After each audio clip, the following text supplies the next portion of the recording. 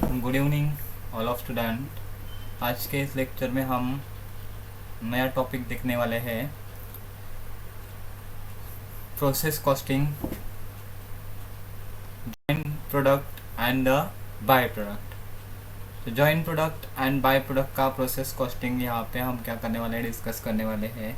So first of all in the last lecture, जैसे कि as per हमारा जो लास्ट लेक्चर है वहाँ पे हमने डिस्कस किया था what is mean process costing. What is mean process costing means, costing means क्या करते हैं हम, ओके ना, जैसे टेक्निक क्लासीफाई करते हैं, इंटरप्रिटिंग करते हैं, समराइज करते हैं कॉस्ट के एलिमेंट को।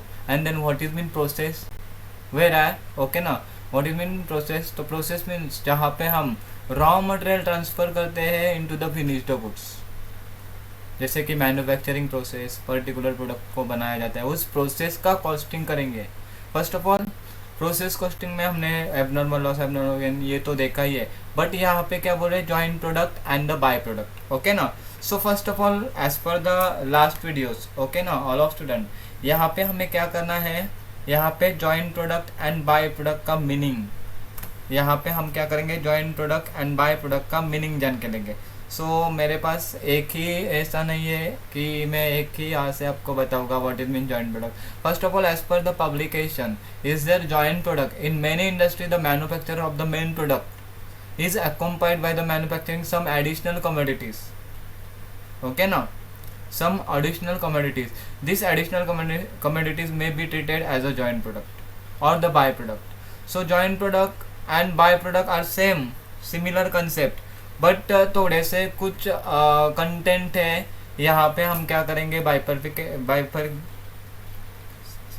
करेंगे, ओके ना ऑल ऑफ स्टूडेंट। चलो यहाँ पे हम जाएंगे what is mean joint product. So is there, okay, meaning of the joint product, these are the some industries where two or more product come out of a single raw material, okay ना, what is mean joint product, okay ना। So all of student यहाँ पे concentrate करो, this are the some industries where two or more product come out of the single raw material which is equally important to the economy, okay ना all of student। यहाँ पे मैंने क्या बोला है, joint product and by product are same, are similar, there are some industries, मैंने क्या बोला कि where two or more product come out of the single raw material, कि एक ही रॉ मटेरियल से टू और मोर प्रोडक्ट जहाँ पे हम क्या करते हैं, प्रोड्यूस करते हैं, उसी को हम बोलेंगे joint product and the by product, okay ना। सो ऑल ऑफ स्टूडेंट यहाँ पे joint product and by product को अगर आपको आइडेंटिफाई करना है, सो जॉइंट प्रोडक्ट को हम बोलेंगे विच, ओके ना, यस ऑल ऑफ स्टूडेंट की टू और मोर प्रोडक्ट हम क्या करते हैं, प्रोड्यूस करते हैं, ओके ना, which are the equal important to the economy, जो इम्पोर्टेंट, ओके ना, इकोनॉमी के लिए उतना इम्पोर्टेंट है। देन आगे जाते हैं as per the CIMA definition, देखो यहाँ पे all of student, according to the CIMA joint product as two or more products separated in the course of processing each having a sufficiently high sellable value. So ऐसे identify करेंगे हम joint product को। What is mean joint product? So all of student, joint product is there. Joint product means two or more product produced from the single raw material which is equal important to the economy, or the having sufficiently high sellable value, that is called joint product. For example, suppose crude oil है, okay ना, मैंने आपको यहाँ पे example में भी दिया है, कर्ड ऑयल है, कर्ड ऑयल के प्रोसेसिंग में से जो obtain, gasoline, diesel, jet oil, okay ना, all products are equally important to the economy with the high saleable value. So यहाँ पे इस एग्जाम्पल के साथ हम पढ़ेंगे जॉइंट प्रोडक्ट।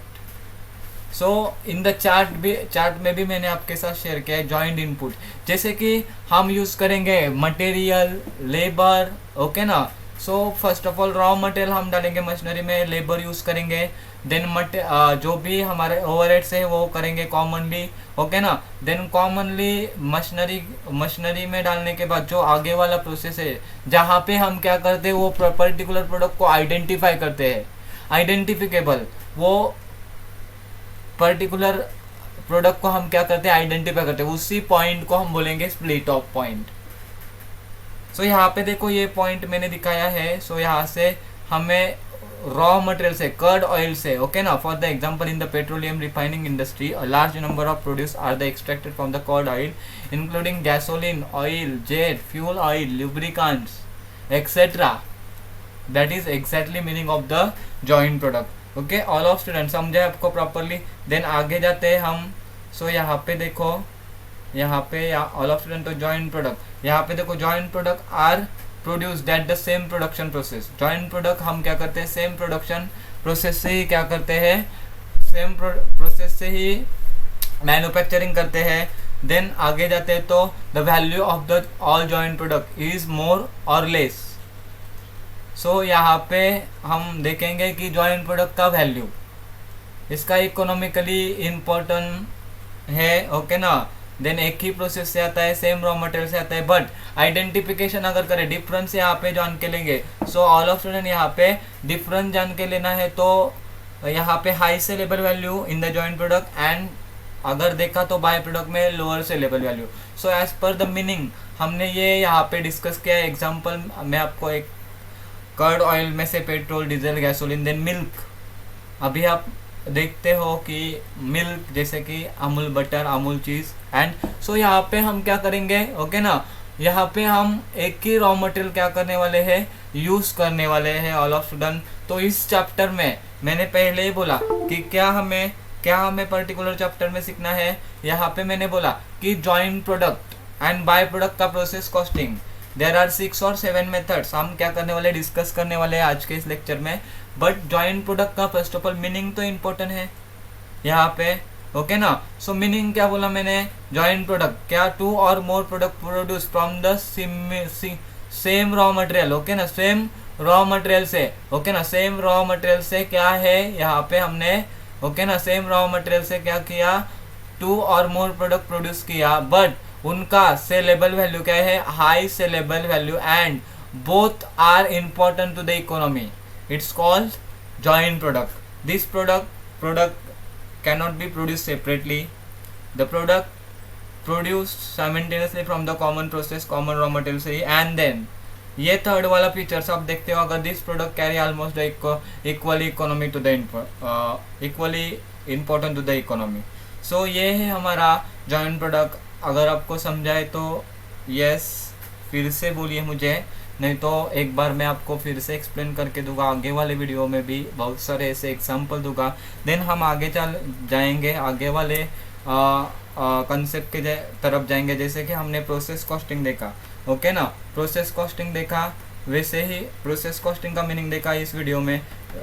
वैसे ही हम क्या करने वाले हैं ऑल ऑफ स्टूडेंट, यहाँ पे हम डिस्कस करने वाले हैं by product. So by product मैंने क्या बोला है यहाँ पे, what is mean by product. So by product, yes all of student, by product means यहाँ पे क्या बोला था, जॉइंट प्रोडक्ट. जॉइंट प्रोडक्ट 2 और मोर प्रोडक्ट जॉइंटली जो एक ही रॉ मटेरियल से आते हैं, ओके ना. जहाँ पे आइडेंटिफिकेशन वाला पॉइंट क्या क्या इंपॉर्टेंट कंसेप्ट है ये भी मैं आपको बताऊंगा. बट यहाँ पे चलो आगे जाते हैं. By product along with the main product some manufacturing process produce 1 or more product having a relatively small value or the no value at all.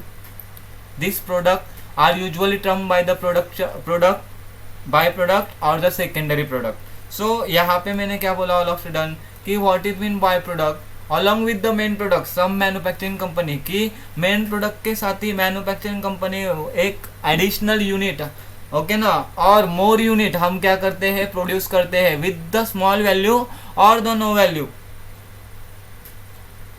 These products are usually termed byproduct or secondary product. The main product are produced in the larger quantity. In that situation, in that case, whereas byproduct are produced relatively small quantities.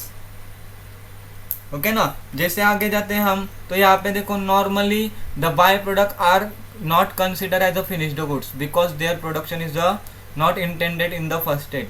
It is a incidence, okay ना. byproduct are produced in the manufacturing process incidentally.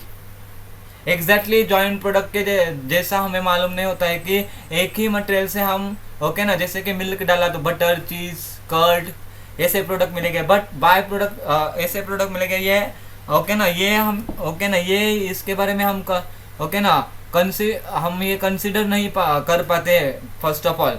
Then यहाँ पे चलते हैं by product all of student. तो by product यहाँ पे क्या बोला है मैंने, बाय प्रोडक्ट, ओके ना, बाय प्रोडक्ट की लोअर सेलेबल वैल्यू और नो वैल्यू,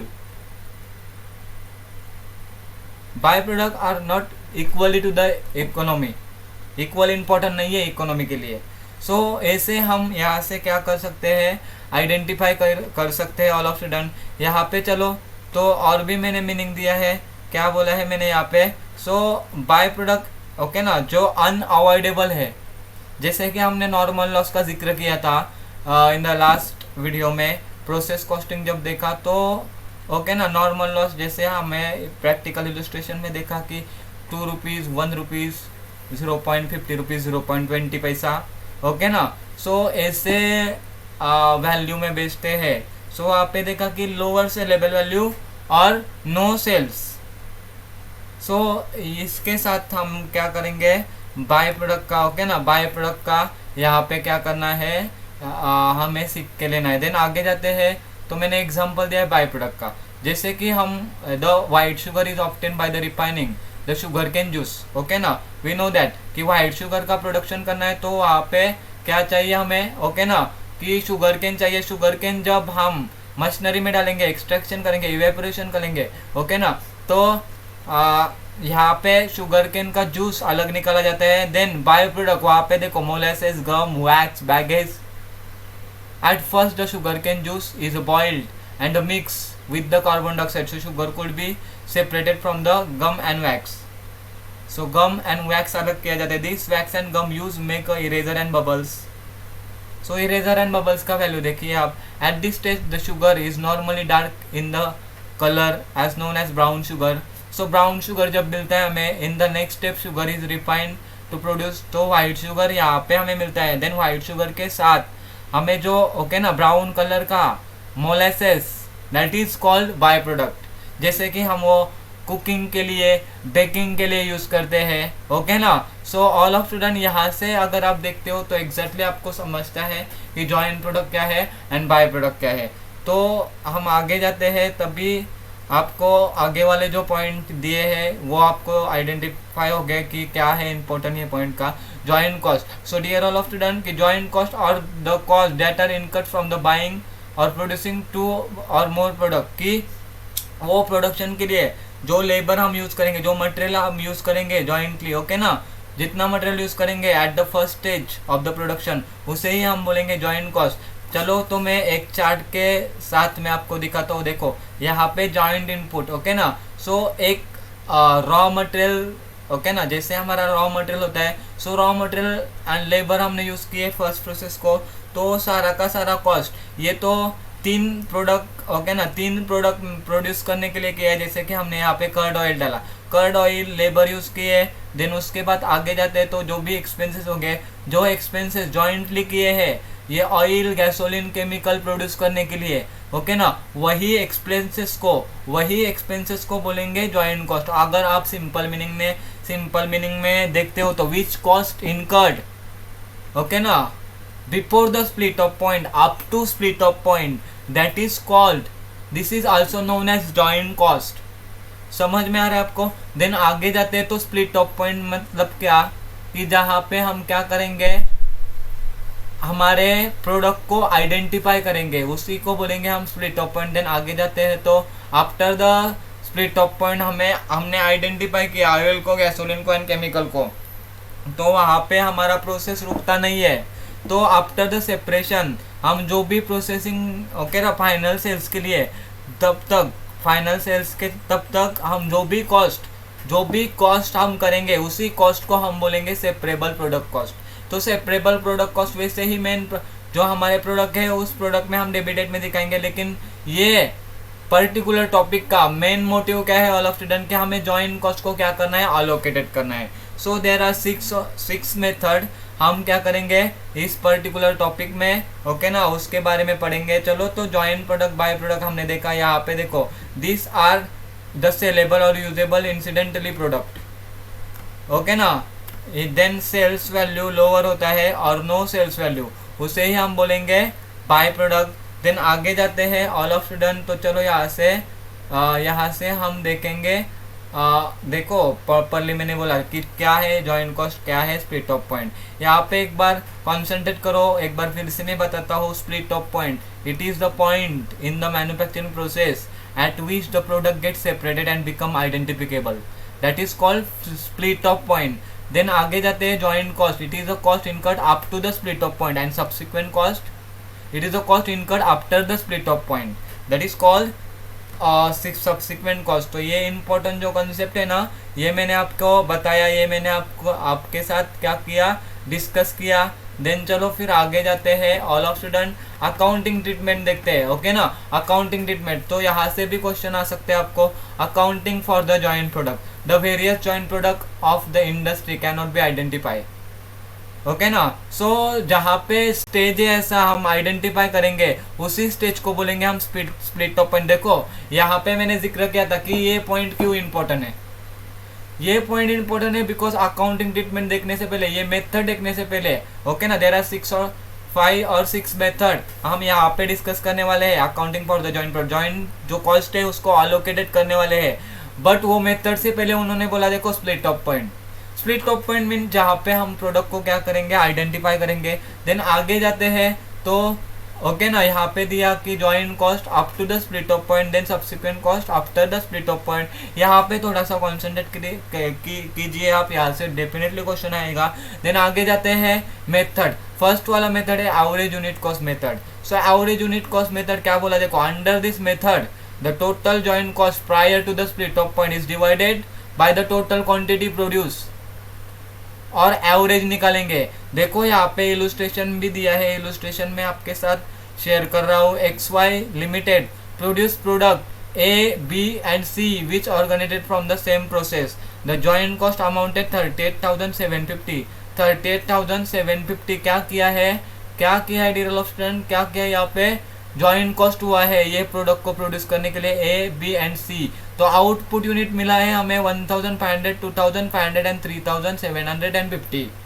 सो यहाँ पे हम क्या करेंगे, ये जॉइंट कॉस्ट को क्या करेंगे, अपोर्शन करेंगे। Joint cost is equal to 38,750 and ये हमें क्या दिए है, आउटपुट। क्या बोला उन्होंने कि एवरेज यूनिट कॉस्ट, ओके ना। ये मेथड में अगर जॉइंट कॉस्ट को अलोकेट करना है सो क्या करना पड़ेगा, टोटल जॉइंट कॉस्ट यानी कि 38,750 डिवाइड बाय ये तीनों का total 1,500 is there plus 2,500 plus 3,750, ये टोटल करके हम डिवाइडेड करेंगे तो एवरेज रेट मिलेगा।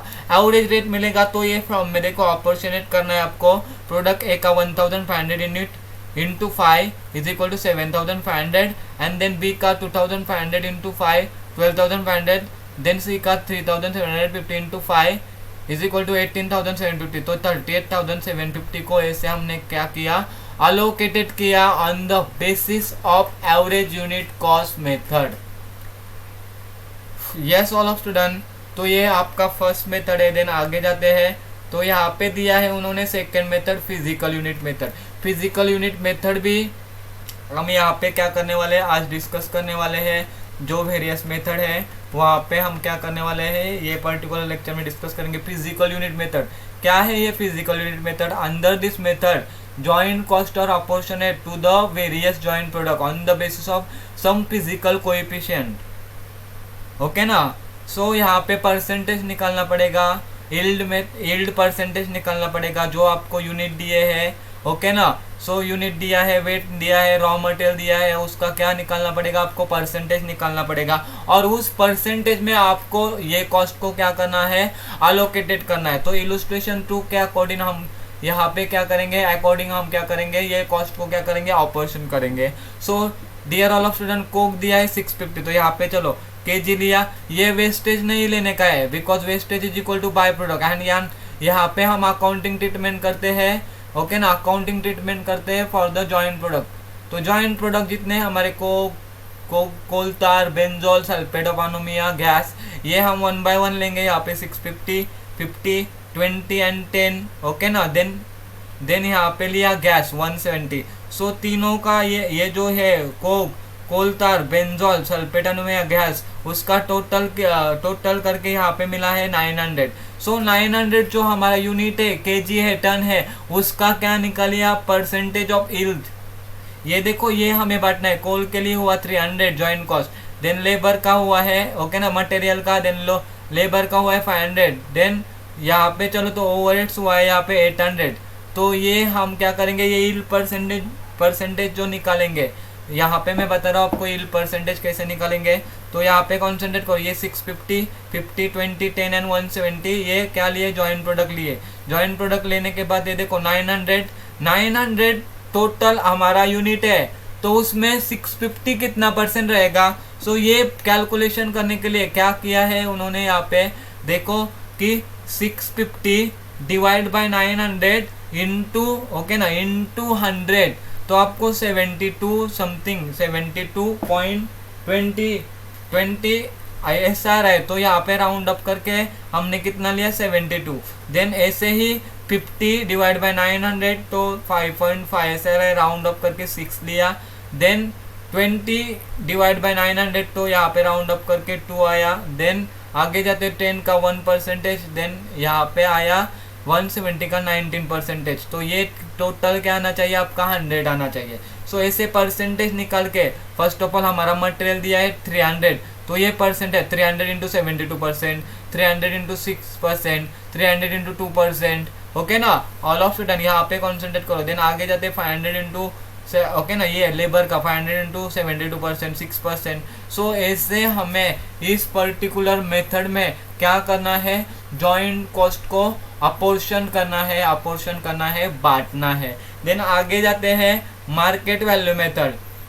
ऑल ऑफ स्टूडेंट यहाँ पे मार्केट वैल्यू मेथड दिया है, तो मार्केट वैल्यू मेथड यहाँ पे देखो क्या बोला उन्होंने कि जॉइंट कॉस्ट को बांटना है, तो first of all on the basis of sales price, and then second वाले मेथड में हम बांटेंगे on the basis of sales value. तो यहाँ पे देखो as per the illustration 2000, 4000 and 6000 unit दिए है, टोटल यहाँ पे 12000 हुआ आपका unit, A product, B product and C product का। So selling price is equal to 5, then is equal to 4 is equal to 3, okay ना। तो सेलिंग प्राइस का रेशियो हमने क्या किया, ये जो जॉइंट कॉस्ट है 48,000, तो ये प्रपोर्शन में क्या किया, ये बांटा, ओके ना। 48,000 इंटू 5 डिवाइड बाय कितना आएगा आपका 12, 48,000 इंटू 4 डिवाइड बाय 12, तो ये प्रपोर्शन में बांटा यहाँ पे।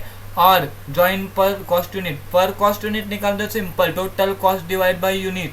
सो 20,000 डिवाइड बाय 2000, 16,000 डिवाइड बाय 4,000, तो ये आपका यहाँ पे आएगा joint cost per unit. Then apportion करने के बाद हमने 48,000 को तीनों भी प्रोडक्ट में बांटा। देन आगे जाते हैं ऑल ऑफ स्टूडेंट, तो सेल्स वैल्यू क्या बोला है यहाँ पे, 48,000 को ही बांटना है, production unit 2000, 4000 and 6000, then selling price 5000, 4000 and 3, sorry it's by mistake 5, 4 and 3। So first of all ये सेल्स निकालो, सेल्स वैल्यू निकालो। अगर आपका सेलिंग प्राइस ओके ना, सेलिंग प्राइस इतना दिया है तो टोटल सेल्स वैल्यू कितना रहेगा, 2000 into 5 10,000, then 4000 into 4 16,000, 6000 into 3 18,000, and then ये निकालने के बाद टोटल आएगा आपका 44,000। तो ये 44,000 के बेसिस में प्रपोर्शन में हमें ये 48,000 को बांटना है। यहाँ पे ज़रा सा कॉन्सेंट्रेट कीजिए, प्रैक्टिकली मैं आपको समझा रहा हूँ यहाँ पे थोड़ा सा, ओके ना। देन पॉइंट वैल्यू मेथड भी जो हमने ऊपर यहाँ पे डिस्कस किया, सेलिंग प्राइस सेल्स वैल्यू निकाल के ही आपको क्या करना पड़ेगा, अपोर्शनेट करना पड़ेगा। देन आगे जाते हो तो यही मेथड देखो यहाँ पे ऑल ऑफ स्टूडेंट, यही मेथड इंपॉर्टेंट है, contribution margin method. So this method involves the use of marginal costing technique for the apportionment of the joint cost. Under this method variable, okay ना, marginal costing का technique तो आपको पता है, sales minus variable cost is equal to contribution, minus करते fix cost तो is equal to profit. ये marginal costing के टेक्निक में हमने क्या किया है, फॉर्मूला यूज किया है। सो वही फॉर्मूला यहाँ पे भी देखो, यहाँ पे sales variable cost is equal, okay ना, माइनस करके is equal to contribution, then आगे जाते हैं माइनस फिक्स कॉस्ट तो प्रॉफिट आया हमारा। देन चलो यहाँ पे, ओके ना, यहाँ पे क्या किया है देखो, पहले सेल्स लिया, सेल्स कैसे लिया, 300 इंटू 50 15,000, 400 इंटू 40 16,000। सो ऐसे यहाँ पे उन्होंने क्या लिया, सेल्स लिया, देन वेरिएबल कॉस्ट क्या बोला है, variable cost is equal to 30,000। Joint cost हुआ यहाँ पे वेरिएबल कॉस्ट XYZ प्रोडक्ट को, तो वेरिएबल कॉस्ट ये जो रेशियो है यूनिट, तो यूनिट 300, 400 एंड 300, ये यूनिट में हमें क्या करना पड़ेगा, बांटना पड़ेगा। ओके ना ऑल ऑफ स्टूडेंट, ये देखो 30,000 यहाँ पे मैं बोल रहा हूँ, यहाँ पे product x 30,000 into 30 divide by कितना हुआ 100, तो ये रेशियो में बांटो आप। सो आपको ये वेरिएबल कॉस्ट को बांटने के बाद ओके ना, चलो फिर आगे जाते हैं। क्या किया, सेल्स मिला, वेरिएबल कॉस्ट मिला, as per formula sales minus variable cost is equal to contribution. 50,000 minus 9,000, 6,000, 16,000 minus okay ना 4,000, 18,000 माइनस 9,000। सो यहाँ पे हमने क्या किया, कॉन्ट्रीब्यूशन को ओके ना, कॉन्ट्रीब्यूशन को कैलकुलेशन किया। देन आगे जाते हैं, वेरिएबल कॉस्ट को हमने बांटा on the basis of weight and quantity, देखो यहाँ पे। देन फिक्स कॉस्ट दिया है 12,000, तो उन्होंने बोला on the basis of contribution.